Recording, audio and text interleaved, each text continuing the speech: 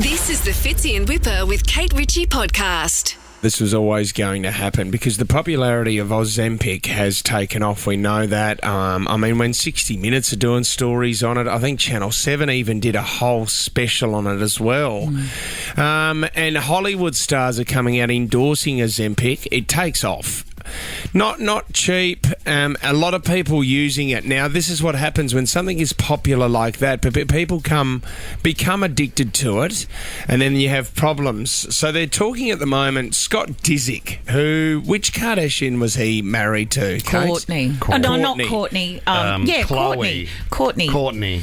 So he has finally and they have decided. Children. He's handed himself in. He is seeking help for his Ozempic use after he has left his friends and family shocked by his appearance. He looks gaunt. He has large black bags under his eyes. He doesn't look healthy. Got that sunken eye look, doesn't he? Because his face is a bit I skull-like. do think that photo we're looking at is a bit doctored. I would assume is the perfect photo for the story, yeah. 13-24-10. Do you know something? Do you know someone that this is happening to? A mate of mine, his wife, he was actually really down talking to me about this the other day, but he said, mate, Fitz, to the point now where she will not come to the restaurant with me because she doesn't eat anything. Oh. And the worst thing about it is I'm glad that now that she's got control of her eating, but she's sick, she's nauseous, and she has that feeling, and then that affects her mood, but she's now become addicted to it. Yeah. And are you addicted to the drug itself, or are you addicted to the effects of the drug? Do you know what I mean? The feeling of skinny? You look, the feeling Nothing tastes as good as skinny feels. Yeah. In a similar way to perhaps you're addicted to going to the gym and working out, and you see some results, and then you cannot not go to the gym. Progress. Or the solarium. In the old days, you couldn't keep people out of the solarium. The thing that gets me down about it is that we've always reacted to our body in the way that we feel. So whenever you feel nauseous or you feel sick in the stomach, you instantly know there's something wrong. Yeah, it's trying to tell you something. My body's trying to tell me something, and it's the worst feeling ever. Where, then you sit down and you try to, you drink water and you try to get through that. But to feel like that all the time, I think you're right, Kate. People are becoming addicted or acclimatizing to that feeling of nausea, and they can get their body through it. Well, and now that's become the norm for them. They're looking better in the mirror, but now it's going to a new level. In their eyes, they're looking better in the mirror. Do you know, it's kind of the conversation around Ozempic sort of changed, hasn't it? Because it's gone from, hey, how good's this wonder drug? Apparently diabetics had it, to, oh my God, this has actually filtered its way into general society. And then there was chat about, yes, the side effects where you feel nauseous and also it's coming out the other end. And now it's like, we don't know much about this long term.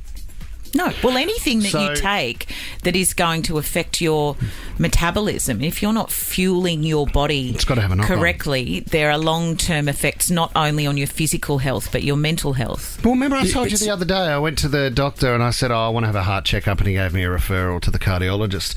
And on the referral it said his weight remains an issue. Talking about me.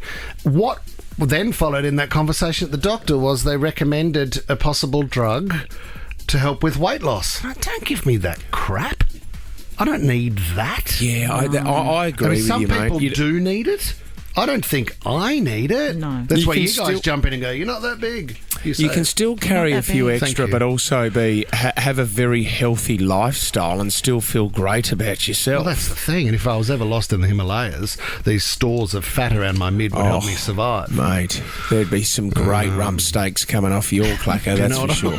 You know what I mean? So it can come in handy if I'm ever caught in Kosciuszko. Wherever you are in your life and whatever age you are, if you are having, if you're kind of consistent around health and exercise, and everything is about moderation, then I think your body naturally will find where it sits in its most healthy state. Okay. Can we please... All right, I want to ask, are you worried about a friend? Are you someone who's using Ozempic and you're feeling that you are becoming addicted to it? You need it all the time? Do you think you can wean yourself off it? Claudia has given us a call from Riverstone. Tell us about your experience with it, Claudia. I think it's a bit of both, positive and negative. I can see why people get addicted to it, because when you do go on it, you can lose weight so quickly. But also, I've seen the scary side of the side effects as well, because I go on it and I get off it because I do faint from it, and I do feel quite sick being on it. Claudia, you've been on it. You had rapid weight loss. How many kilos did you lose? 25 kilos. Wow. Over what time period? Nearly a year, a bit less than a year. Okay. And then you went off for a while, did you? Yep, and now I went back on it again. And why did you go back on? Did the weight come back? The weight didn't come back on, but you weren't losing it as quickly as you like. So then you think, oh gosh, I can't do without Ozempic. I didn't get back on it again because I want that look like, oh wow, I am losing weight quite quickly. So you fainted a couple of times, Claudia. Are you worried? Do you feel healthy, or are there moments where the nausea is just too much for you? It sometimes does get scary because you do get quite nauseous and you feel quite ill, and then you go, why are you doing this to yourself? And then you think, oh, because there is somewhat health benefits. You are losing weight. I've lowered my blood pressure medication because of it. And you think of the positive, and then you go, but is it really worth it long term? What does your day on a plate look like? Are you eating much at all? No, I'll have a morning, like a meal replacement shake for breakfast, some grapes at lunch, and then a bit of steak at dinner. That's about all, really. Okay, good effort. Not much. Okay. I'm hungry. Sarah in Willoughby, all right, tell us about... Oh, you're a PT, so can you tell us about some of your clients? How's that going, Sarah? So I think that it's a bit up and down. So I've got clients who have used it because it's been advised by their medical team. Yep. And I'll speak of one client specifically because I know that she doesn't mind me sharing her story. Sure. She is PCOS. She's insulin resistant and not diabetic. But also, I can, when you think about health as an overall, I guess, in the whole approach is, diet, exercise, all those sort of things. And so her body was basically resisting against all those things. So she's tried the Ozempic.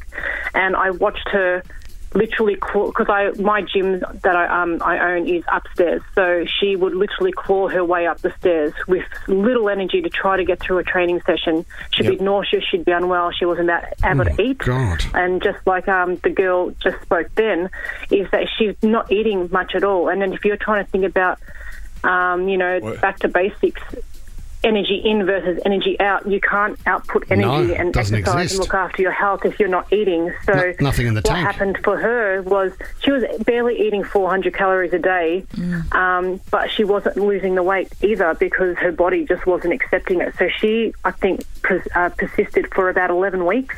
Oh. And in that 11 weeks, her determination to still try and do what she was trying to do, because she was trying to lose weight because she wants to have a baby because of PCOS.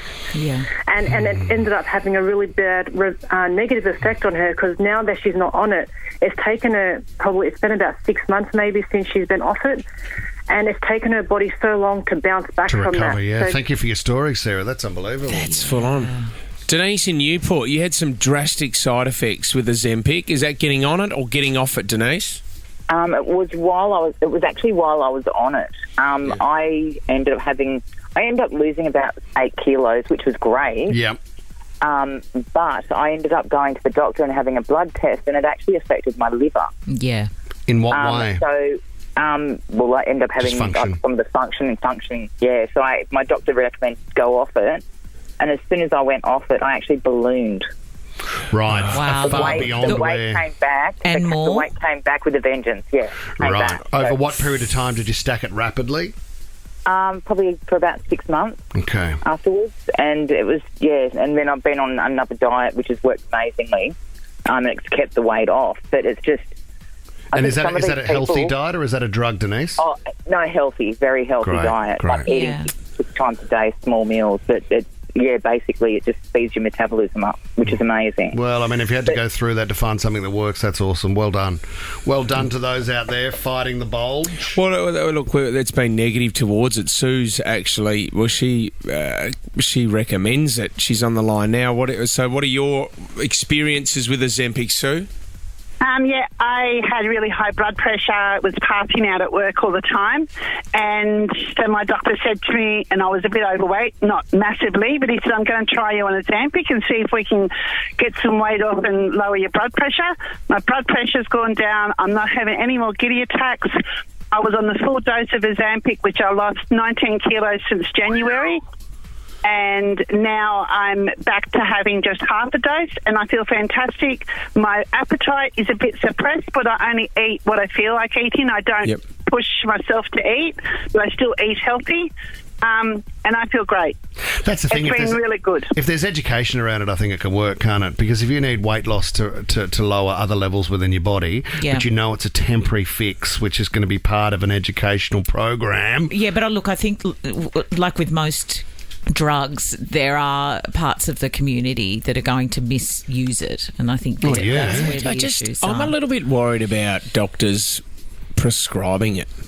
This is the thing. Now, look, for diabetics and for people that need in their life, obviously that's what it was prescribed for. But if you were prescribed it, Whip, I just don't... No, not me. I don't understand that. That just... I don't know, it gets me down. I feel like it's a quick fix for a doctor, but you trust that profession. That's something that I don't think that needs to be prescribed. You just need to think it is something foreign, and if there's other ways of doing it as a healthy option, then maybe so, depending on your size. Fits in Whipper with Kate Ritchie is a Nova podcast. For more great shows like this, download the Nova Player via the App Store or Google Play. The Nova Player.